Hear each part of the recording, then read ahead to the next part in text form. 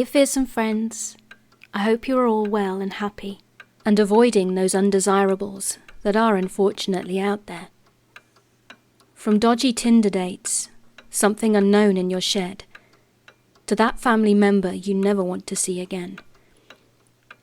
Here are 12 stories from Reddit's LetsNotMeet. So sit back and relax and get cozy, comfy, warm, 'cause it's time to let your nightmares in. My mother doesn't deserve peace. I'm posting this because I feel it to be therapeutic. You are not my mom. You are the furthest thing from a motherly figure to me. You see, Mother, I've been working on myself in therapy the past year. I've been delving into everything from my anxiety to my depression. You know, almost every single thing can be traced back to the few years I spent with you after your separation from my dad. You know how many times I've contemplated suicide?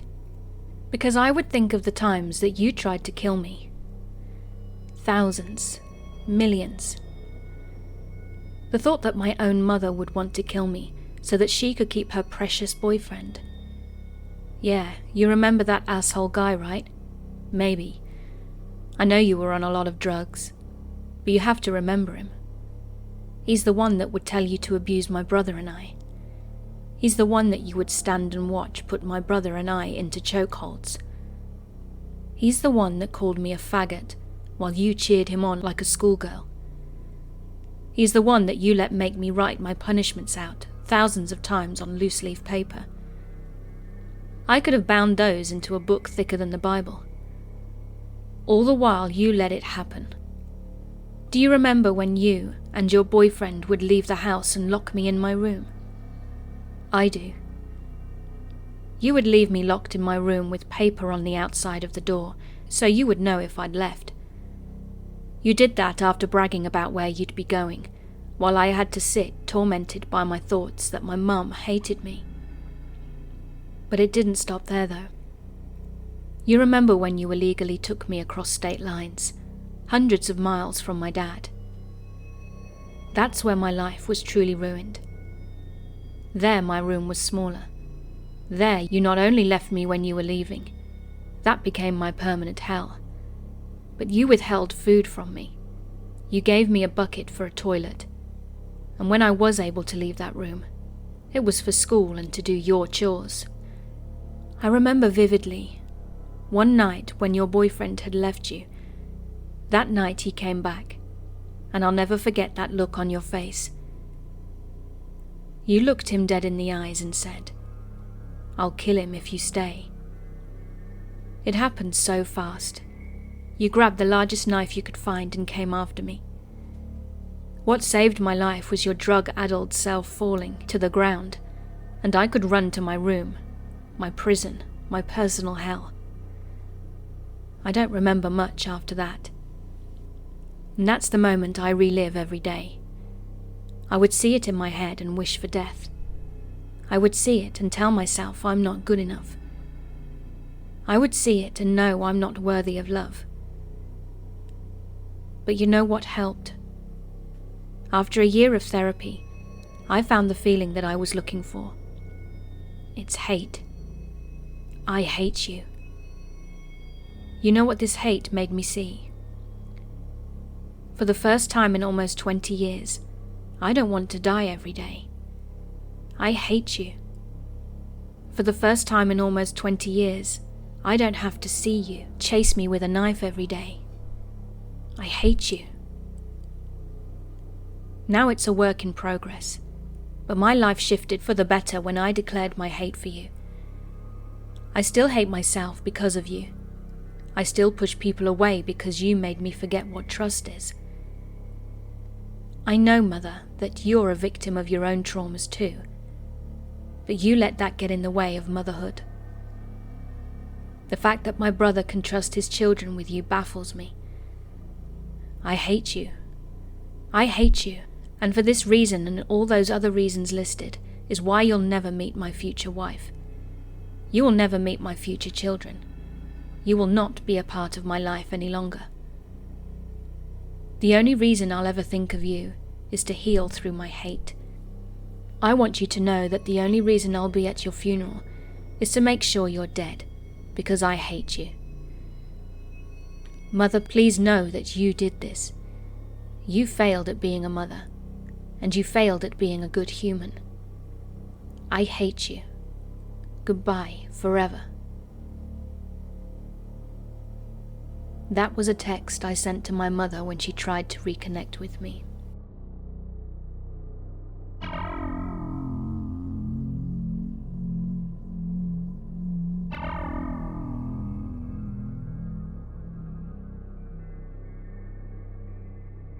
This happened about 7 years ago in the summer of 2014. I went to a local college for a few years, and my 2 friends were back in town for the summer. All of our parents were home that night, so the 3 of us decided to drive around looking for a place to chill and smoke a bowl.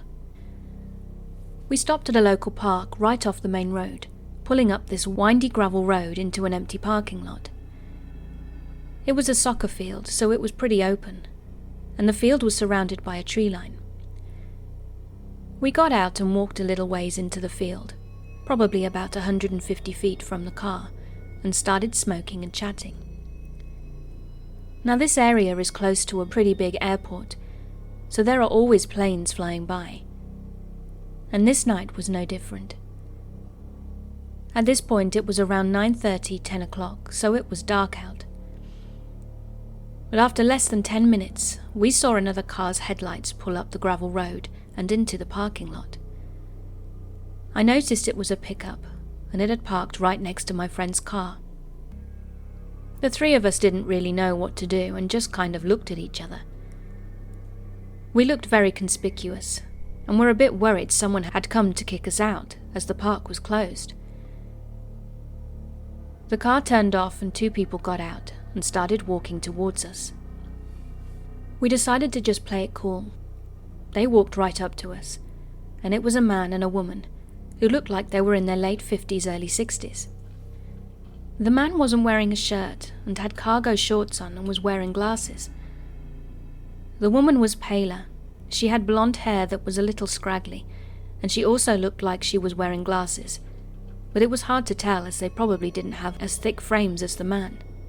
It was also dark, so I didn't get a great look at them, even though they were right next to us. The man said, "What's up? You here to see the lights?" No idea what that meant. We mumbled, "What do you mean, the lights?" "The lights," he said. "They're all over, can't you see them?" He pointed at the sky, and I realized he was talking about the stars. "They're everywhere tonight. Look at the planes. They can't even get into the sky."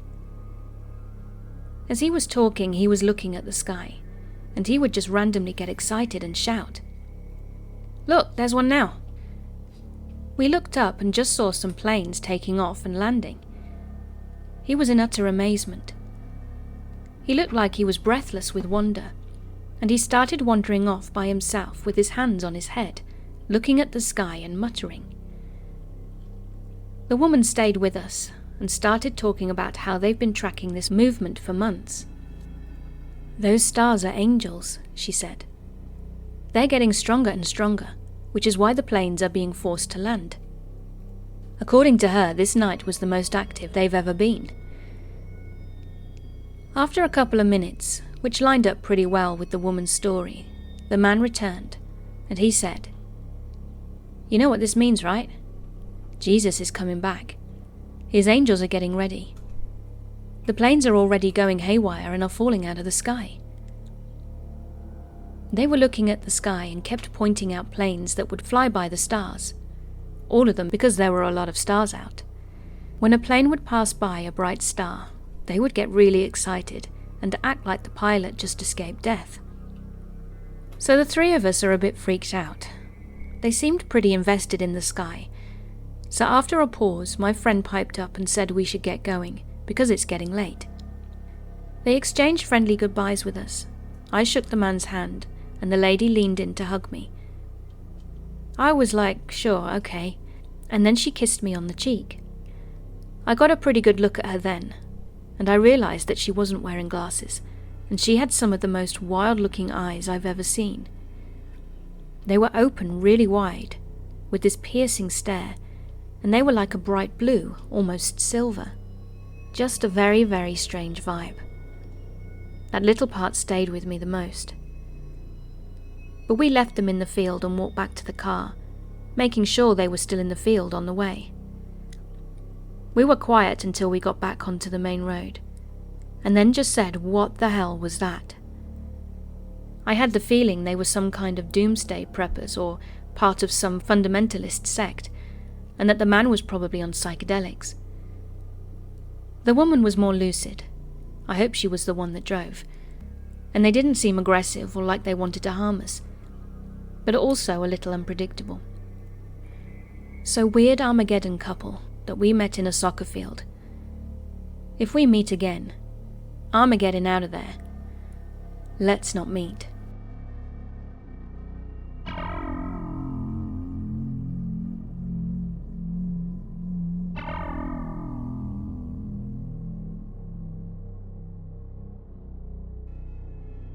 I want to start this post off by saying that I was between the ages of 10 and 12 when this happened, so I don't remember exactly what year it was. I'm in high school now, so this was a few years ago. At my old apartment building complex, the parking lot was circular. There was a staircase off the parking lot down to a cement platform where kids could play, do sidewalk chalk and play sports, etc. Then there was a staircase off the grass platform that led to a path in the woods, and cracked asphalt led through the woods to the other side of the neighborhood, which were regular single-family homes.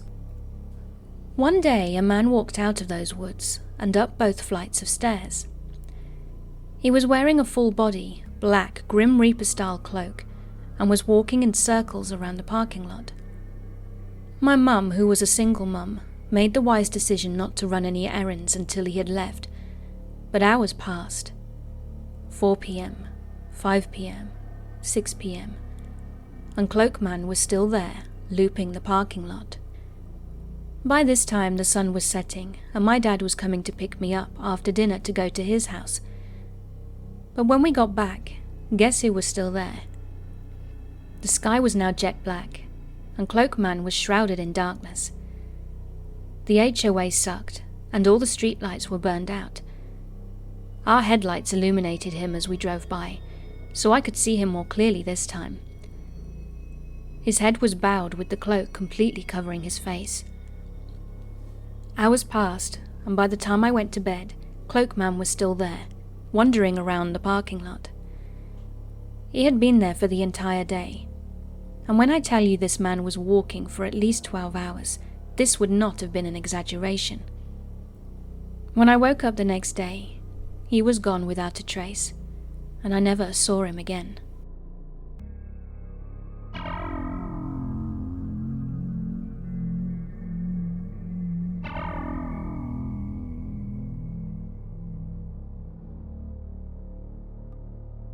Let me start off by saying I know how terribly dumb and naive I was for letting myself get into this situation.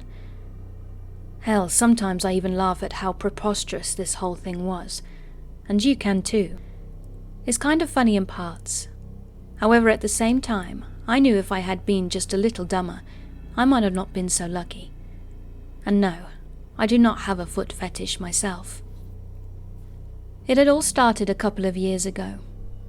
I was a sophomore in high school, 15 or 16 at the time, and I was hanging out with an extremely toxic and emotionally manipulative acquaintance, Holly, who, let's just say, wasn't shy on getting money in lucrative ways.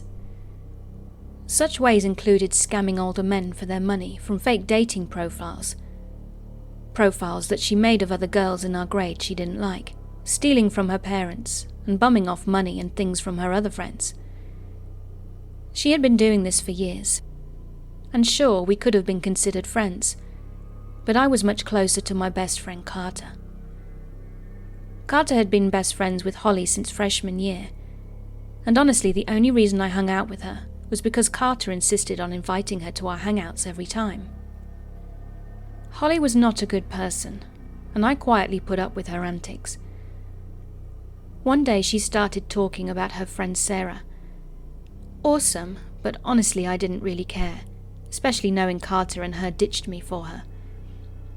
I wasn't really paying attention to the story, until Holly asked me if I wanted to sell my socks for money. What the hell? She smiled and proceeded to tell me how they found a super senior, kid you not, who bought knee-high socks for $90. All Sarah did was have to wear them outside for an entire day. Yeah, the freak liked them sweaty, I guess, but the only thing was, the super senior insisted on meeting in person only. Holly laughed, telling me it was a little weird. Okay, red flag number 1. Holly never really thought things were weird, unless they were really, really weird. Then she proceeded to tell me that this super senior, honestly I never got his name, so I'll just call him Kyle, was trying to get her into his house the entire time, but finally gave up and they left. You're probably thinking, who would be dumb enough to try to wrangle money from this freak? Me. I'm the idiot. All I really heard was $90 for a pair of old worn socks, and I was in. Being the amazing friends they were, Holly and Carter just laughed and informed me that I would have to do it on my own, since they had better things to do, whatever that meant. They gave me his Instagram handle and wished me luck. Well, we had a problem right off the bat. You see, I had totaled my car just around a month before and had no vehicle of my own. But being the dumbass that I was, and still am, I decided, hey, let's just take my mum's car. So I started messaging this Kyle on Instagram, explaining my situation and how I got in contact with him. I can't remember most of the conversation, but I can remember the guy being really insistent on meeting at his apartment complex. Red flag number 2. Although I'm very stupid and naive at times, I had at least got common sense. I brushed it off and suggested other local areas, like the Starbucks parking lot, etc. But this guy wasn't backing down. Finally, after much convincing, I got Kyle to agree to meet me in a nearby park, right next to his house. Red flag number 3. I convinced my mum to allow me to drive her car, and I met up with Kyle at the park. It was mostly deserted, but it's by a busy street, so I didn't feel too uncomfortable, and that's when I met him. He was huge, fat and sweaty, with a beard who reeked to high hell. He was at least 19 but looked like he could be pushing to mid-20s. And that's when I knew I'd made a mistake. But there was no way I was going to say no to $90. I awkwardly greeted him and formal pleasantries were exchanged. I don't remember much of the weird-ass conversation, other than a couple of highlights. The first being, the dude had brought a rope. Turned out he was into bounding feet as well, and I was super creeped out. The dude then started to tie my feet together after I mumbled a weak agreement. All I remember is staring at the sun, wishing I could die right there and then. Then the second thing was this guy had the gall to call my feet ugly while rubbing and massaging them. That kinda hurt, not gonna lie. And the third thing, the dude was insistent, almost straight up begging, on showing me his knife collection back at home, and he would pay me extra to come with him. No, that wasn't gonna happen. I knew what that meant, and my virgin ass wanted no part in it. The guy then straight up sniffed my socks after I gave them to him, with no shame whatsoever. He told me he liked the vinegar smell.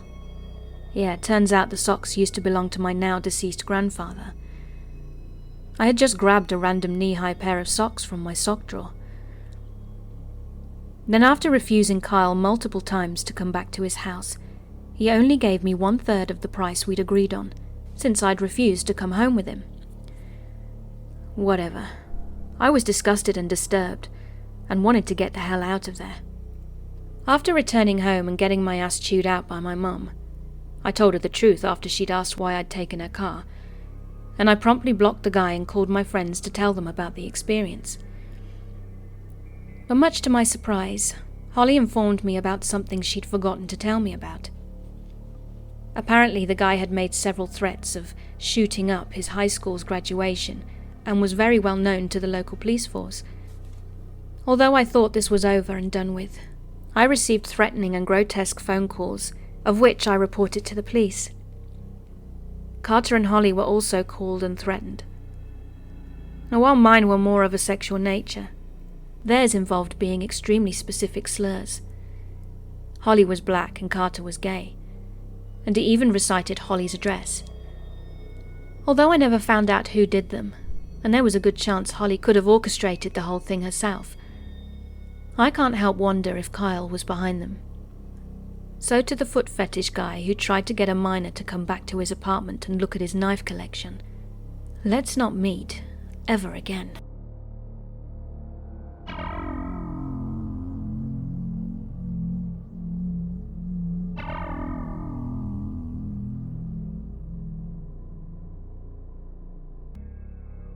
My brother and I worked across the street from a mini storage place, and roughly 2 years ago we noticed that they had an auction sign out the front.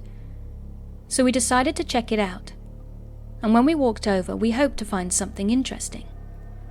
If you haven't watched Storage Wars, the way these work is the auctioneer opens the unit, and you're not allowed to enter or touch anything. You only have a window of about 15 seconds to look around and decide if you want to bid. Now this unit was small, 4x4, and my brother and I noticed a group of 5 fishing poles amongst other boxes and bags. Now we had been talking about buying a few poles, and this seemed like a good chance, so we yelled out a low bid and won. Now as per the auction rules, we had until the end of the day to empty out the unit, but being so small this was a 2 garbage can job, so we got a can and started sorting. It started out promising, with finding a nice microscope and a few tools, etc., standard storage stuff. But I pulled out a plastic garbage bag and opened it to find another tied shut garbage bag. I opened it to find another tied shut garbage bag. And since nothing terrifying is ever kept in triple tied bags, I opened it to find the dried and mummified remains of a very old and very dry cat. My brother and I just stopped and stared at each other, and since neither of us needed a dried out cat at the time, we weren't sure how to handle this specific piece of storage unit treasure.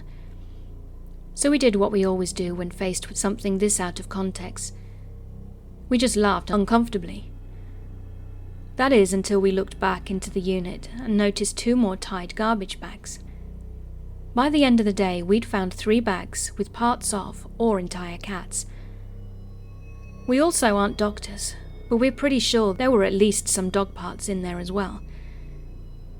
Granted, saying it was a storage unit full of dead cats would be a bit of an exaggeration, but considering that a storage unit generally has no dead cats, I think a small unit with 3 or 4 could be considered full. As if multiple bags of dead cats wasn't bad enough, the creepiest part of the whole thing was finding his or her creepy drawings of the cats and used pink cat food and water bowl.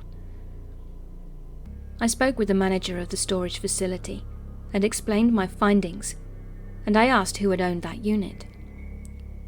Obviously they couldn't give the name, but when I asked if they were perhaps a vet, the owner laughed and said, "Definitely not." He also said that helps explain why the person's other abandoned unit that had gone up for auction prior had been full of empty plastic cat carriers.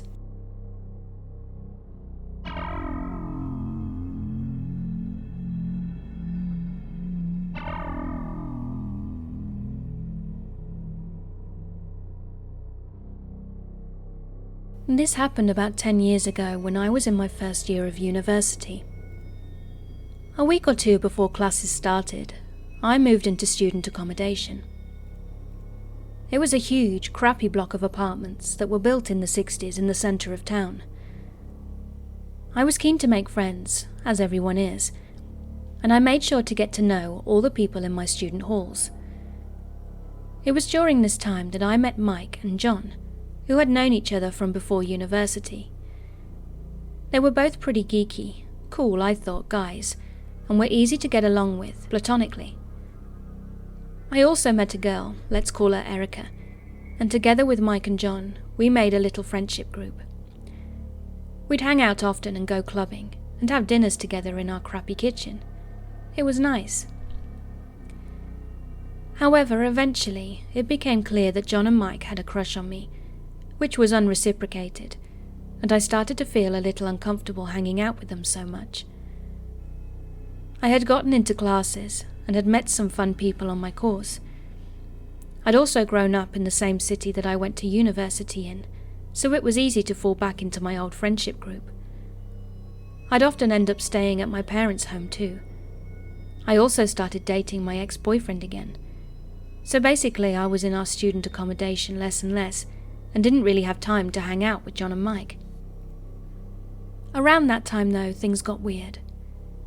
It started with a random Facebook account adding me and hurling abuse at me. And to be honest, Facebook trolls were common back then, so I didn't really care. I just got weirded out when they started adding some of my family members on Facebook, and that's when I asked them to stop. I mostly ignored the account at first, as nothing too horrific came from it.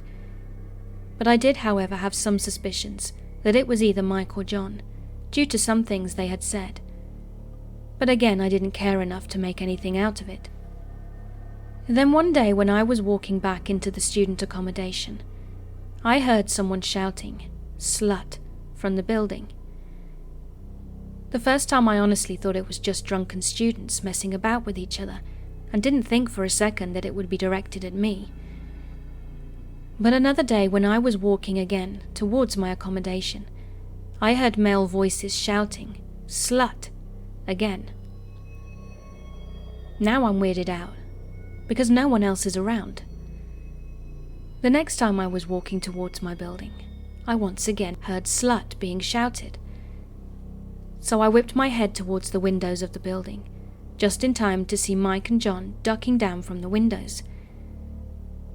I yelled back that they were idiots, and they can go F themselves, and I carried on with my day. From then on, I point blank refused to speak to either of them, not even a hello in passing.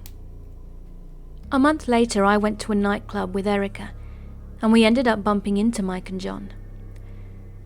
They apologized profusely, and I'm always someone who is overly nice when they're drunk, so I forgave them. We hung out for the rest of the night, with Mike in particular getting progressively drunker and weirder, so we decided to call a night and headed back towards our accommodation. I asked Erica to come to my room after for a snack, so we both got off at my floor, the 10th, when Mike decided he wanted to come with us. At this point he had been getting weird for too long, so we stood on the landing of my floor, as I wasn't about to let him get into my room or my floor's kitchen, and I tried to stand my ground, telling him we wanted to call it a night. But he was completely fixated on me at this point, and kept trying to hug me, whilst I was telling him to please leave and go to bed, as he was acting like a drunk idiot. As this conversation went on, it was starting to feel darker and weirder, and my heart was starting to beat fast. I'd completely sobered up at this point, and just wanted him to go away. When all of a sudden I heard the door to the stairs open, and Erica was running up the stairs. Not walking, running. We both obviously felt that this was getting dangerous, but I could not believe that she would abandon me. I never forgave her for that. As if I wasn't terrified already. Now that I was alone with Mike, my adrenaline was going crazy. For reference, he is easily 6'4" and quite overweight, whilst I'm 5'3" and was at the time 110 pounds. I had grown up in a roughish area, so I always felt like I had a lot of street smarts and could handle myself, and I did well on this occasion. But man, I've never felt so vulnerable, and I've been in some bad situations. He kept asking me to let him in my room, and I just kept looking at him straight in the eyes and saying no. All the while he was trying to pull me in for a hug, and put his arm around my waist and kiss me. I was just ducking and diving under his arms, pushing him away or just backing away from him. I felt like a cornered animal, and this went on for around 20 minutes. I put on my best voice of authority and said firmly that he was not coming to my room, and that this was the last time I was telling him, as I was getting pissed off now. He finally said okay, and I tried to confidently walk towards my room so he couldn't see how scared I was, as I felt like if he did see my fear, he'd know I was powerless and just tried to force me. Now, the way the floor plan of my building is, there is the lobby, and then a group of rooms on either side. There's an initial set of unlocked doors you have to walk through, then a short hallway to another door that locks, although we barely ever locked it, and then another hall with our kitchen and all of our apartment doors, which we did always lock. I walked slowly towards the unlocked doors, opened them up, and then, when I knew he couldn't see me, I ran for my life to the locked door. My whole body was shaking at this point as I went through the second door and quickly locked it behind me. But the second the lock clicked, I heard the initial set of doors slamming open, and boom, boom, boom, of Mike running down the hall and trying to open the door. I'd just taken my hand off the lock when he started shaking the doorknob and slamming on the door, to the point that I thought he was going to break it down. I ran to my apartment and locked my door, and I felt like I just wanted someone to save me. I was freaking out, so I called my boyfriend. My toxic boyfriend thought I was exaggerating and that I'd probably led this guy on, which I promise all of you I didn't. I was never a flirty type of person, and Mike had no reason to think I ever liked him like that. And I was trying to convince him to come and get me, because I was scared out of my wits. But he refused. All the while I could still hear Mike banging on the door. We spoke for about 15 minutes and then hung up. Once I had switched off the call, I could see that I had around 30 to 40 missed calls, all from Mike. He'd also left several voicemails, all of them saying the same crap. It was him speaking in this weird, high-pitched voice. "Please, Jaffa Cakes, please. I just want to watch you sleep. Please. I promise I won't do anything. I just want to cuddle with you. Please. I just want to lie in your bed with you." This went on, and it grossed me out so much. I just went to sleep, but I felt so unsafe, as I could still hear him trying to open the door to the hallway. Eventually the banging subsided and I started feeling safer. Then about 10 minutes later the fire alarms went off. I could not believe how unlucky I was. We had to evacuate the building, and I, contemplating just staying in my room because I was terrified Mike was still on my floor, I heard the people on either side of my room opening their doors, so I thought it was safer to be with people at this point. We went downstairs and outside, and I spotted Mike scouring the crowd, obviously looking for me, glassy-eyed and crazy-looking. I just tried to make myself as small as possible and stay hidden amongst the crowd. Firemen turned up, and after 20 minutes they shouted for everyone from floor 10 to come forward. Out of 18 floors? I don't know why, but I thought Mike had put them up to it so that he could find me, which is obviously silly. But I was hesitant to expose myself from my hiding place and go over to the firemen. Once I did, the firemen started asking us which one of us set off the fire alarm, because it came from floor 10.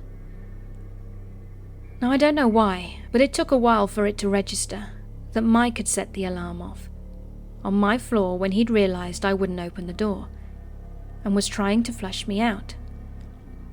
What a psycho. I was still trying to keep a mental note of where he was, in case he did anything, and I saw him sitting on the floor crying, with John consoling him. I think John spoke some sense into him though, because I didn't hear from him again that day. I ended up leaving that university a month or so later, because aside from that experience, and being seriously disappointed by all my new friends, I didn't particularly like my course. Mike kept trying to text and call me, I assume only when drunk because it was always late at night, and his little troll account kept trying to find out where I'd gone and what I was up to. I hope he got the help in the end that he needed, or at least learnt how to handle his drink. So Mike, let's not meet again.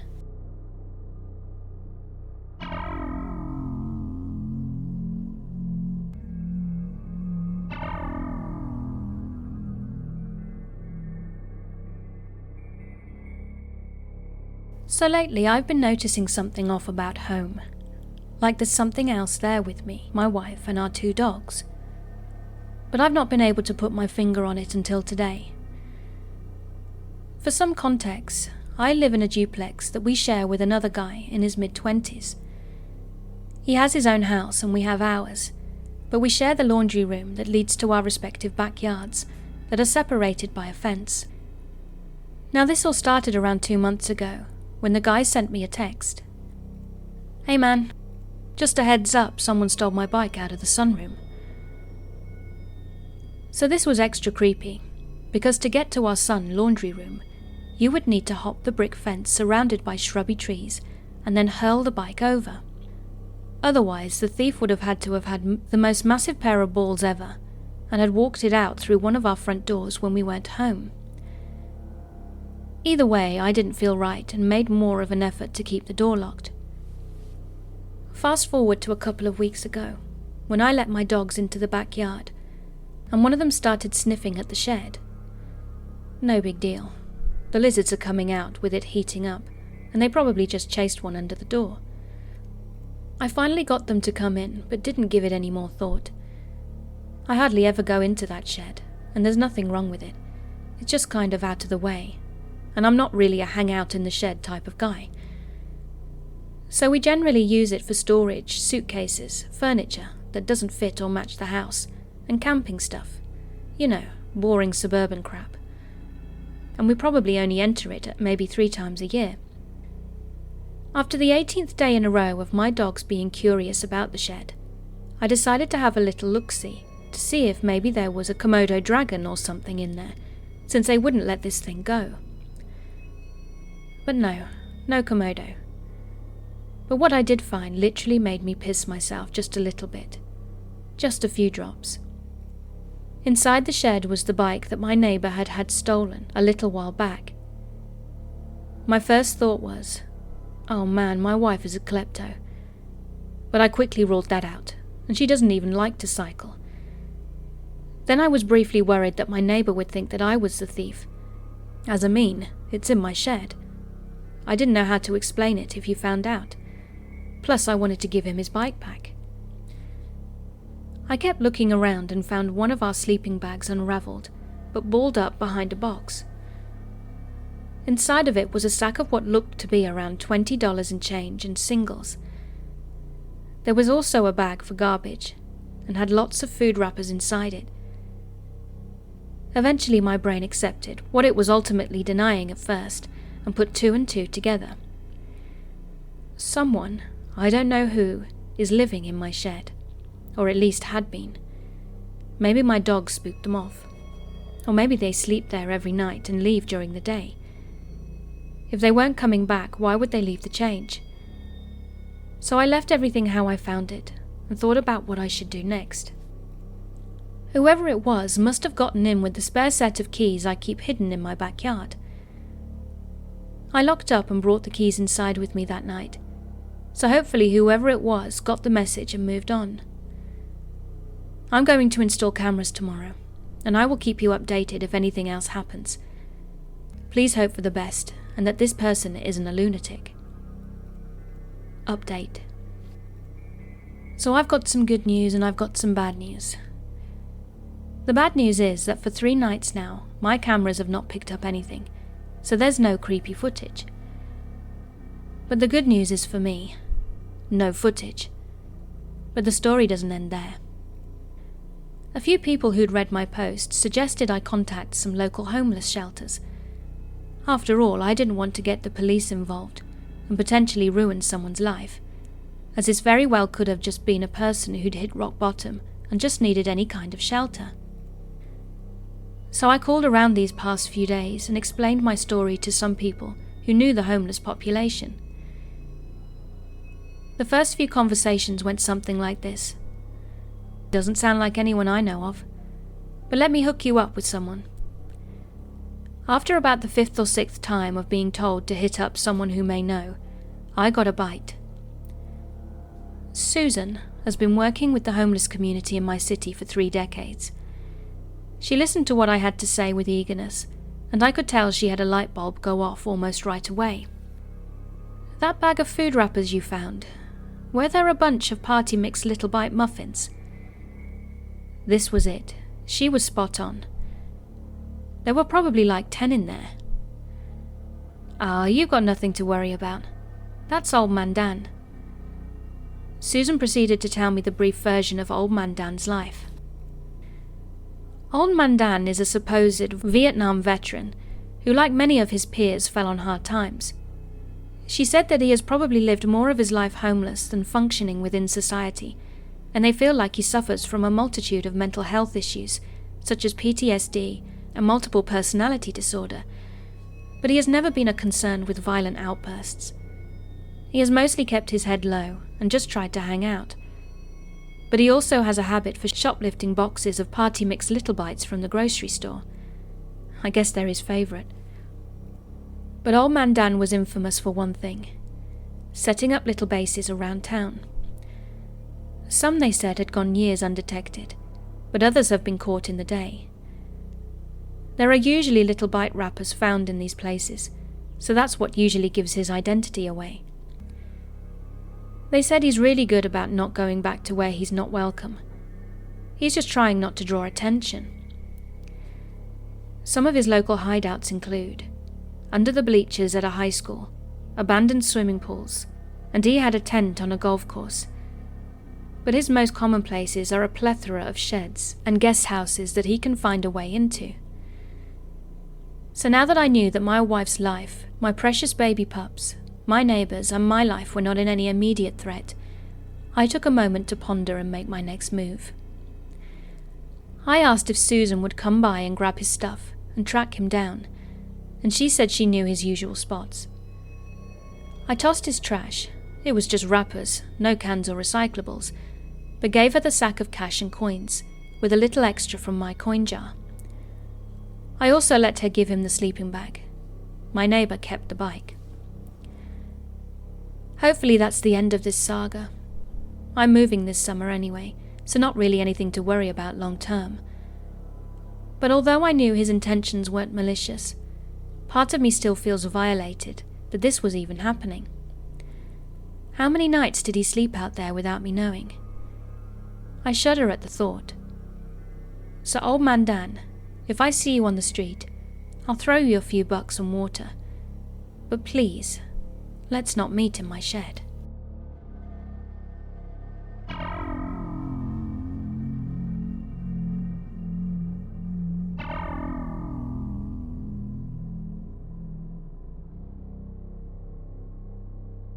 So this happened roughly about 2 years ago. I worked at a hotel which had 50 rooms between 3 floors, and I was the only employee in the building after about 5 p.m, and it should be noted that I am a girl. The hotel is on the farther side of the city, but it's considered to be on the nicer side, so a lot of companies will send their workers to us for room and board, instead of the shadier motels on the opposite side of the city. Some of them were great guests, others completely trashed everything, but that happens everywhere, I suppose. The layout of the building was pretty simple.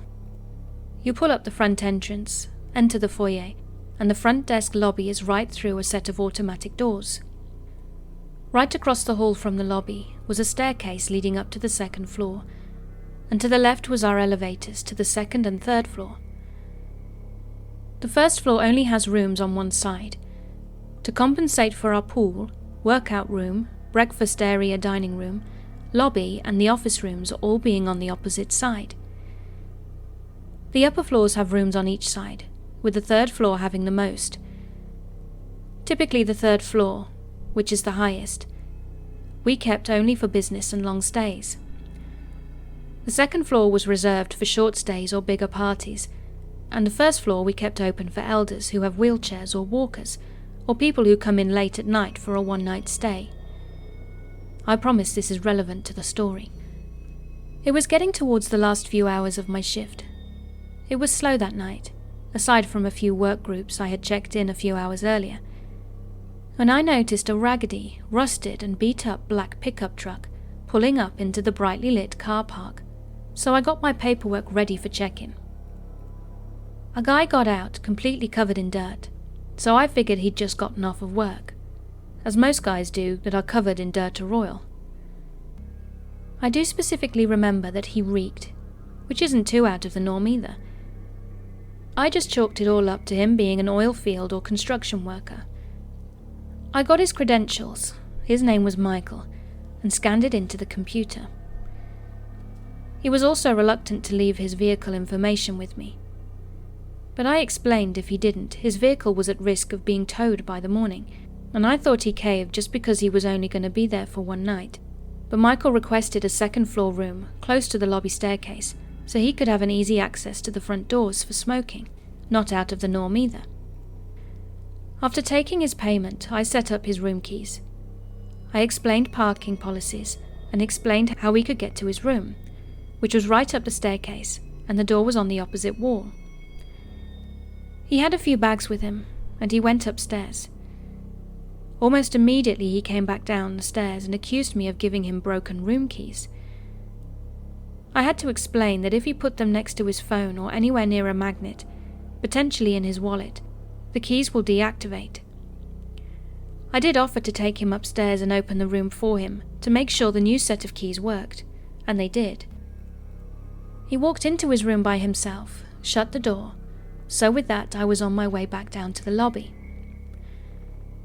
When I got back into the office, something odd caught my eye on the cameras. He hadn't left the building, but his car wasn't in the front anymore. He didn't mention anything about having another person with him, and if there was, we are supposed to charge a $10 fee per extra person. The side doors don't open unless you have a room key, or are on the inside of the hotel, so I started to watch the cameras to make sure he wasn't trying to sneak people in. About 20 minutes passed, and I noticed nothing happening, except him coming down the stairs. I smiled politely and he went outside. He was out there for about 10 minutes, just standing in the carport. I could see him on the camera.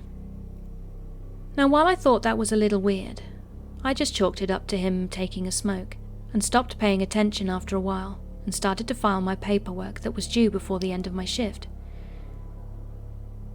Michael ran back into the hotel, cigarette still in his mouth.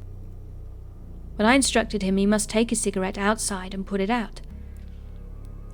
I told him prior we do not allow smoking inside the building, and he just threw it on the ground and put it out with his shoe. He then turned his attention towards the TV and ended up sitting in the lobby for an ungodly amount of time. He kept glancing towards the door, which made me uncomfortable, and during this time the friendly demeanor he had at check-in completely disappeared. He now seemed paranoid and agitated, and would whisper to himself, but I couldn't hear what. After about 30 minutes of him doing this, I instructed him to go back up to his room, because I cannot have people in the lobby when I am working on closing procedures. It was a lie, but ownership allows us to make up reasons if we are uncomfortable with a guest's presence. Michael asked me to take him up to his room because he was uncomfortable and scared. I explained that I was unable to do that for safety reasons, but what I could do was watch him go up the stairs on the camera, and he could call down to the office on his room phone when he'd arrived into his room. I was just trying to be friendly and get him upstairs as quickly as I could.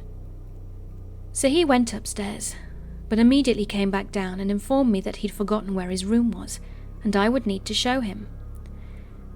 I told him I couldn't leave the office or lobby, but I could explain it to him where his room was, because it was super simple. He was continuing his whispers, and this time it was about him losing his phone. I didn't pay any mind to it, and after explaining to Michael where his room was, he went back upstairs, and I heard the door slam shut. It echoed throughout the second and first floors, and it gave me chills for some reason. Almost immediately he came back down and started yelling at me, telling me I'd stolen his cell phone, that I was planning his demise, and I needed to find his phone. Well, this was completely bogus, as I haven't left the office since making sure his room key worked. He asked me for help, and I just wanted him to go away, so I slipped a screwdriver in my pocket, just in case he tried to attack me, and I began rummaging through the lobby couches, looking for his phone. I didn't find it, but I did find his credit card, which he also began accusing me of stealing. I stood my ground and said that if he can't respect me in my place of work, I can call the police and request they escort him into his room or off the facility. He got angrier, snatched his card from my hands and went back outside. After about 20 more minutes, he came back in and was calmer, but asked if I would please go outside with him because there was something wrong with his car. After I absolutely refused, he told me that I need to go outside, and that it's not fair he's the only person out there working on his car and he just needs some help. I had to explain that I'm not allowed to accompany a guest outside of the building, and he just started repeating that I absolutely have to go outside with him. Now I have anxiety, and I tend to let my mind roam over wide horizons, and this was no different. I was about to have a panic attack, so I called the owners and asked them what I should do. It was my first hotel job, and although I have tons of freedom doing my job, I still want to know how to properly handle these situations. The owner told me that if I'm uncomfortable and suspect he is under the influence or a danger to myself or him, I have full reign to call the police and have them ban him from the property. I asked him if they could just keep an eye on the cameras they have access to at home, because he is acting really weird. I locked all the lobby doors and made sure the side and fire exits were all properly secured and closed, so no one could sneak in. I did this while doing this on the phone with my boss, because I was scared to leave the office by myself. After getting back behind the office, I locked the door, and I just braced for him to come back inside. My boss told me to just watch the cameras and keep my cell phone nearby, just in case I have to call for help. Meanwhile, I noticed on the cameras I couldn't see Michael anymore. I didn't know where he'd parked, but I damn sure wasn't going to go looking. But what I did notice is there was another vehicle driving through our parking lot. I called the hotel next door to ask if there was a car on their cameras too, and I was informed it was an unknown vehicle to their records. It was unknown to mine as well. This just shot my anxiety up even higher. The car would drive around the back of the building, to the front, but avoid the carport, turn and then do the same to the building next door. The parking lot was almost empty, so I know they weren't looking for a spot. The car kept going and I was watching it on the camera, so focused that I didn't notice Michael had come back inside. Telling Michael he either needs to go up to his room or vacate the premises, he just continued to yell at me, saying that I needed to go outside with him. He wouldn't move from out in front of the entrance, and I imagine he was staying within view of whoever else he had kept looking back at. Then randomly I saw him sprint across the parking lot and out of the camera view. I also didn't see the car anymore after that. Since it was practically the end of my shift, I somehow managed to get everything done just in time for the next shift to arrive. I was so glad to see her I almost cried. I explained to her what had happened, and that the owners want her to keep the lobby doors locked. We put up signs explaining our doors were broken, and due to safety reasons, guests would have to call for entry or use the side entrances for their room. I also deactivated Michael's room keys, and told the next shift girl not to let him back. If he shows up, to call the police, because he is a security risk. I made sure she watched me get into my Uber ride, after triple checking the vehicle and driver matched what my phone said. Since I was a regular customer of the driver, he asked why I was so riled up. I asked him to drive through the parking lot with his doors closed, so I could see if Michael's truck, or the other vehicle I saw driving across the parking lot, were anywhere near the buildings, and they weren't. I have no idea what happened to them. The next day I had my boyfriend come stay the entire evening shift with me, just in case he came back, because I was told by my bosses that he never came to get his stuff. He wouldn't pick up the phone calls either. Nothing happened that night, or any other night, except for a month later, when Michael came in asking about his stuff and if he could get a room. I refused his room, and luckily other people were with me in the lobby and in the office. I had our maintenance man go retrieve his items and explained he is no longer allowed on the property. If we saw him, the police would be called and he would be arrested for trespassing. Again, this wasn't true, but we didn't want him coming back at all. I noticed Michael had a different vehicle this time. It was a newer model SUV, and it was maroon. It matched neither his beat-up black pickup truck or the dark-coloured sedan I saw driving in circles. If there was anything that sat with me even after all this time, it was that he remembered my name. He addressed me by my name when he walked up to the counter, and at first I thought, oh yeah, my name is a part of my uniform, until I realised I'd forgotten to put on my name tag that day. After that, I refused to wear one in the hotel. Management let me create a fake name and wear that from that point on. It took me a while to feel safe in the building again, while I was alone, and I constantly had my boyfriend with me while I worked the evening shift. There is a chance the guy and the circling vehicle are unrelated, but my anxiety and the aura I got from Michael that night didn't feel good or right. So Michael, let's not meet ever again.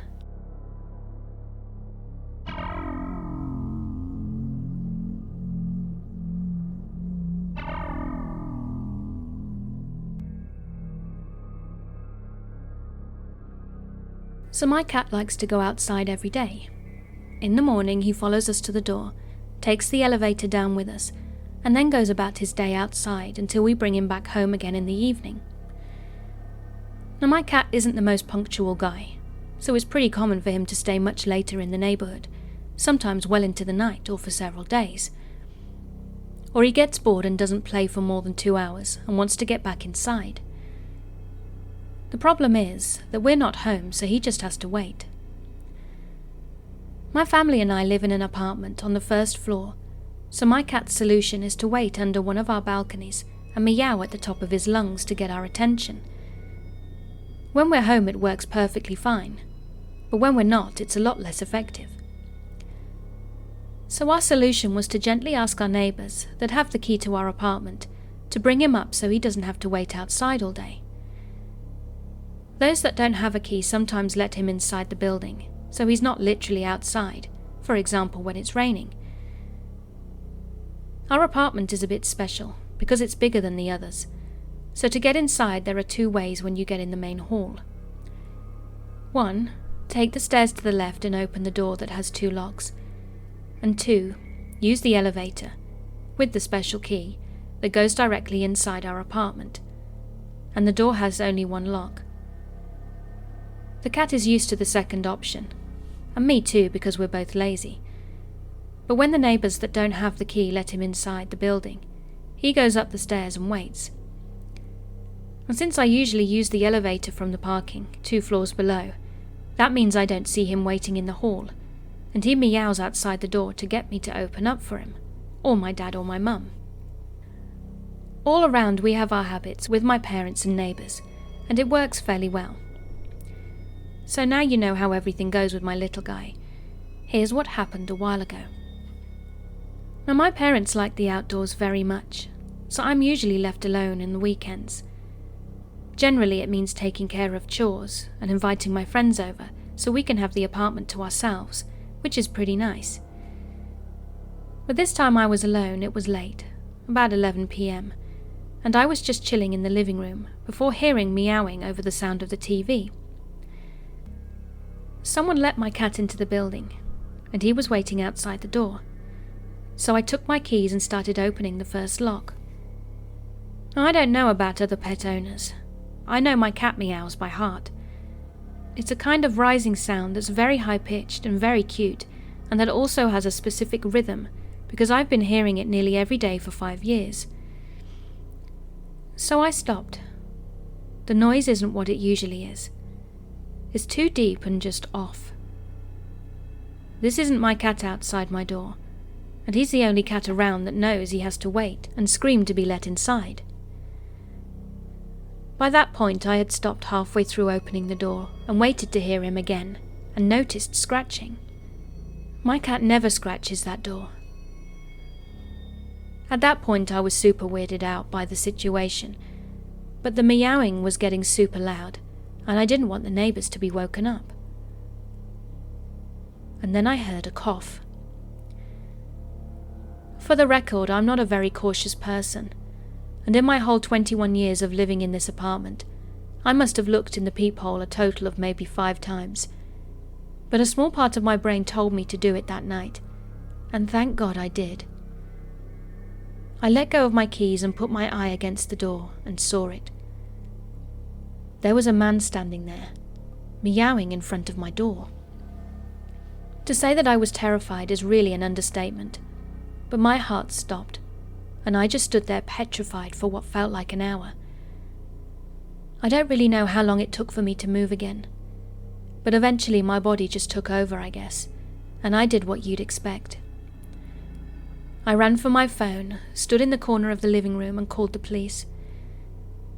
By the time they came, there was nobody in front of the door. I can't even remember when the meowing stopped, and they just took my testimony before telling me to be cautious and left. To this day, I still don't know what that meowing guy wanted. I'm not sure I want to anyway. I also don't know how he got inside the building, since you need a key to access it, and how he knew that I would open the door if he imitated my cat in front of it.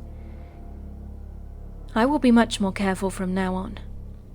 And my cat eventually came back, and he's sleeping on my bed as I'm writing this.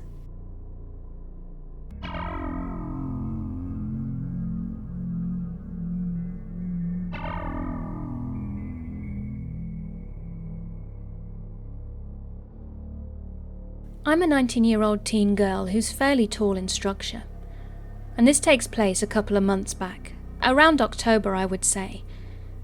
And being extremely bored at college, and my other friends hooking up left and right, I decided to jump on the Tinder bandwagon. Yeah, I know of the risks and all that, but hey, I was bored, and always made sure to inform my friends where I was at. When scrolling, I met this guy. Although I'm not the prettiest person in the world, I would definitely say I was lowering my standards with this particular pic. He had large glasses, was kinda chubby in a cute way, and was only a couple of inches taller than me. However, he seemed nice and said he was interested in pre-med.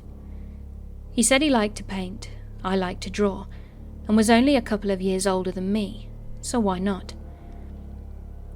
I scrolled right and moved on, and the next day he messaged me several times, and I responded back. The dude seemed interested, if not a little too interested, but hey, he wanted to get coffee in a public place, so I accepted.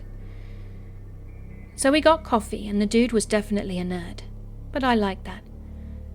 I'm really studious myself, and really like to work hard on my academics. He bought me coffee and asked if I wanted to go back to his place. Red flag right there. But this guy was not someone that screamed date rape, frat, or was intimidating. So we went back and made out, and things got a little heated. Granted, I made it clear I wanted a relationship, not just a hookup, and wasn't willing to give him sex since I was and still am a virgin. But I guess the guy was more experienced than I thought. He talked about his girlfriend and how he was experienced, and gave me the whole consent talk, which I thought was weird, but was cool with it. I want to add that I didn't really enjoy the whole make-out, undressing part, and honestly was bored throughout the entire thing and was faking it the whole time. The guy just didn't do it for me. So I left and walked home. End of story. Well, he hit me up the next day and asked if I wanted to hang out again. I really didn't want to, but the guy said it could just be a study date. I tried breaking it off, but he was persistent. Ugh, sure, why not? I asked my mum and she said to go for it, as apparently the guy had 4.0 so he must be smart. But I had homework to do, so no funny business, and he said it was fine. But he lied.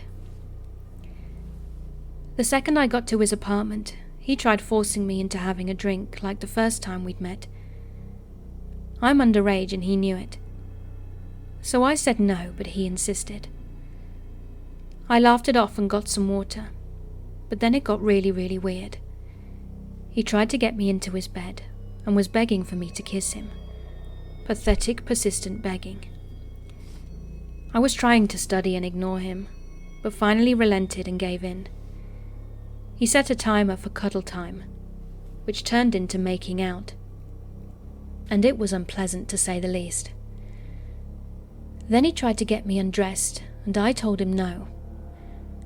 He started begging and brought up how I'd undressed for him the last time, but I relented again after telling him several times no and was clearly uncomfortable with this situation. He made me undress him, which I found repulsive, and he dragged me into the shower. Trigger warning ahead.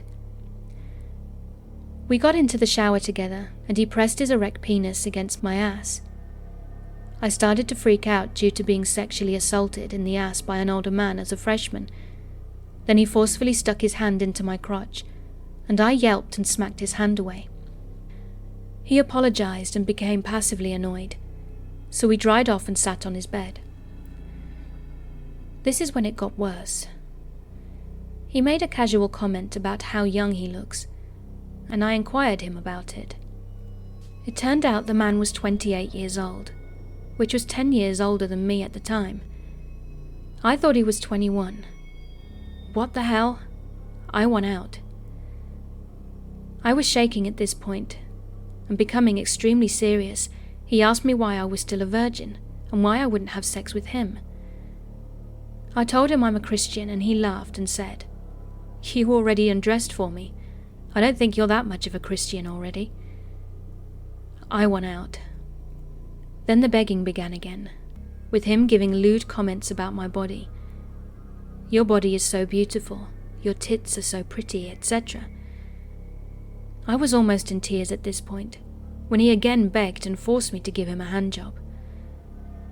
I did what he asked and handed him a tissue, disgusted when he came over himself. But this is when he got really angry. He glared at me and told me he had to take a phone call, so this I thought was my chance. I ran over to my phone and texted my guy friends to call me and bail me out. Luckily, one of them made up an excuse and I put him on speaker. I was trembling at this point, and I couldn't stop. Seeing his mistake, the asswad began to apologize profusely, and I grabbed my bag, almost leaving my computer, and got out of there as fast as I could. After hiding out at a Noodles and Company for an hour, I made it back to my room in tears, shaking, while my roommate promptly ignored me. Did I report him? No. Turned out the guy's parents are filthy rich and related to powerful governmental leaders in China. My parents didn't care, and I tried committing suicide right afterwards. I constantly feel dirty, and I'm still not over it, even though I wasn't technically raped. So Eric who? F you.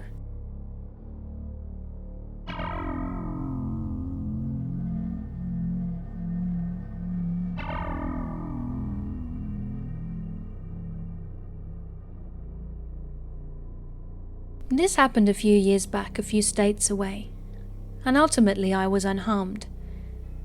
However, this remains one of the creepiest encounters that I have ever had. So I got off work and headed to the bus stop, and as I was waiting, I made eye contact with a man crossing the street, going in the opposite direction. He turned back a few times to see me, but I quickly lose attention as the bus arrived, so I get on and sit down, not thinking at all about this man. At the next stop, the same man got on and was rummaging through his pockets, pulling out all his change to get on the bus. Almost immediately, I go into red alert, as this man was going in the complete opposite direction before, and seems he wasn't even preparing to get on the bus. But okay, things happen, but he probably meant to, and not everything is about me, so I tried to push it out of my mind. As he walked past me, we locked eyes and my heart sank. I made eye contact with the coldest eyes I have ever seen. I was inwardly freaking out. But nothing had actually happened, so I was trying to remain calm. As the bus ride continued and people got off, I turned around to see what he was doing. He was making direct eye contact with me, as if he had been watching me the entire time. He wasn't looking outside the window, nor at his phone, but was blankly and darkly staring at me. I decided the best course of action was to get off the stop before my usual one and wait and see. So I got off and turned around and didn't see him following me. Phew. I figured the trouble had passed. That is until I saw him getting off at the next stop and walking very quickly towards me. I doubled back and turned around, and I'm not sure what to do at this point. He hadn't done anything or said anything, or even given me a reason to be afraid of him, but every alarm bell was sounding off in my head that something wasn't right. At this point I decided that whatever this was, I wanted no part of it. I didn't want to walk home because it would mean he would, A, know where I live, and B, have the opportunity to be alone with me. I decided to head to Quick Market, a little convenience store not too far away, and as I did he approached me. "Hey shorty," he said, as if he was going to show me something. I turned very quickly and began calling 911, and as I was describing what was going on to the dispatcher, and I was very clearly distressed, I was crying and was trying to evade him by calling the police. Once he saw that that's what I was doing, he backed away far enough that I initially thought he'd left completely. But when I peeked my head out of the store, I saw him, pacing, waiting for me, and still making eye contact. I felt like a trapped animal about to be slaughtered. Other people started noticing something was happening with me, with both me crying and him pacing outside. A woman asked me if I was okay, and noticed this man was stalking me. He moved further and hid out of sight behind a bus bench so I wouldn't see him, but he was still there, like a predator, pacing, watching me, pacing, waiting. Eventually the police came and stopped him. They took his information, but since he hadn't actually done anything, they couldn't arrest him. I went home and sobbed. Now, while nothing had happened and I am still not sure what he wanted to say or show me, I have no doubt that it was with ill intent. It's taken me a while to process it, but I'm so happy that I listened to my instinct. I wrote this to say to anyone else out there, don't be polite. Don't give in to social norms of propriety. If you feel unsafe, trust your gut. I'd rather be rude than dead.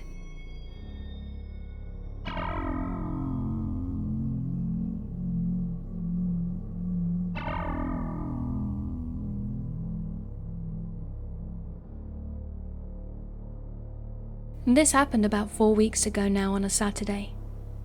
I live near a coastal area that has a few popular beaches, and on this night I was with 2 other friends. It was really late, so there weren't really any other people around except for the occasional police car or other visitor to the beach. We must have gotten there close to 11 p.m, and we hung around sitting in my car and on the beach wall for a few hours as the 3 of us were talking about some sad stuff that a friend had been going through, so we were already in an upset mindset. Nothing weird happened while we were there. There were just some other kids that would hang around for a bit and leave. We left the beach around 1:30 a.m, and I was driving, had a friend in the passenger seat and one in the seat directly behind me. The road back to town goes past a state park and goes down a rural back road with some houses along the way before the main road. When suddenly a white Subaru pulled out in front of us as we drove by the park, a few minutes after we'd left the beach.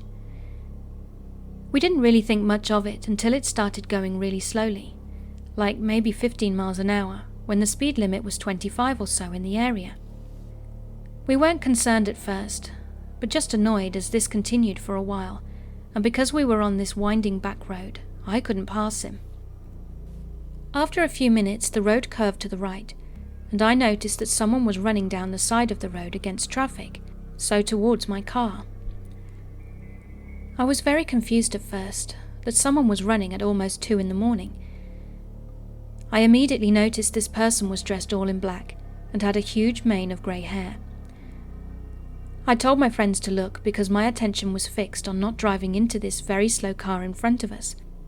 Then I noticed out of the corner of my eye that as this guy continued down the road towards my car, he drifted further into the road. I thought that he was avoiding something on the shoulder, but a second later, my friend screamed and I looked to my left to see the guy right next to my door. At this point, I had a little bit of space between me and the car in front of us, so I floored it for a second to get past him. The car didn't stop though, and we kept driving for a minute, until we reached this traffic circle where the car immediately went back down the road we'd just left, and much faster than it was driving before. My friends and I were freaking out because I didn't realize what was happening, but just that it was very weird. As we drove away, my friends told me that as he got closer, they could see the guy had his face all painted white, except for black circles around his eyes. He had this green clown wig on, and my friend in the passenger seat noticed that he was holding either a crowbar or a bat. My friend in the back said he was running right for my door, which was unlocked at the time, because my car doesn't automatically lock, and was reaching out for my door, only about a foot away by the time we'd gotten past. We called the sheriff and they looked into it, but didn't find anything, and neither did we. When out of an adrenaline rush, we went back to see where it happened. What do you think this was? At first we didn't connect the car with the clown guy, and initially thought that maybe he had just done something like rob a house in the neighborhood because of the clown get-up and the bat crowbar. Was he going to carjack us to get away? My friend's mum thinks that we may have been identified when we were at the beach as targets for some kind of robbery.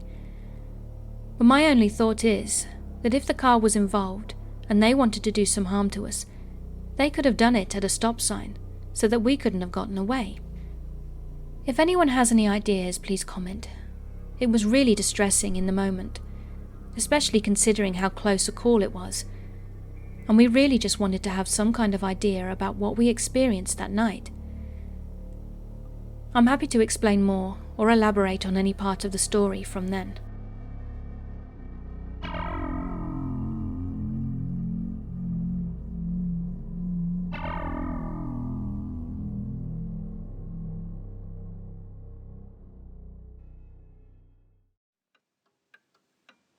Hey, thanks for listening. I hope you enjoyed my video, and if you did, could you please give me virtual hugs by subscribing and clicking that notifications button. I also have a Patreon page and YouTube channel membership if you'd like to support me further. Thank you again for being here. Keep being creepy.